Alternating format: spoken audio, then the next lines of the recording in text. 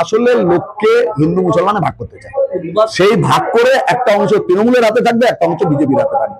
Vote মিটে গেলে কি হবে? ভোট মিটে গেলে আদানি আম্বানির জন্য প্রত্যেক আপনার বাড়িতেও স্মার্ট মিটার হয়ে যাবে। আপনি হিন্দু কি মুসলমান তখন নিয়ে যাবেন যে দাদা আমার তো হিন্দু কার্ড দাও, আমাকে, আমি হিন্দু, তোমায় ভোট দিয়েছি, তাহলে আমার বাড়িতে স্মার্ট মিটার লাগানো যাবে না, আমার কম পয়সা বিদ্যুৎ দিতে হবে, দেয় কিনা বলবেন? কাউকে তো দিচ্ছে না, তো হিন্দু এত বেকার কেন? তো তারা তো গিয়ে বলতে পারে আমি হিন্দু, আমি তোমায় ভোট দিয়েছি, দাও আমার চাকরিতে কেন দিচ্ছ না? তুমি 10 বছর তুমি গভর্নমেন্টে আছো, আর সবসময় তুমি হিন্দুকে বিপদে পড়ে আছে, হিন্দু বিপদে দেখি যাচ্ছ। তুমি 10 বছরে কি করলে? তুমি 10 বছর দেশের মানুষ তোমাকে প্রধানমন্ত্রী করেছে, তুমি হিন্দুর বিপদ থেকে রক্ষা করতে, হিন্দুর উন্নয়নের জন্য তুমি কি করেছো? কিচ্ছু করোনি।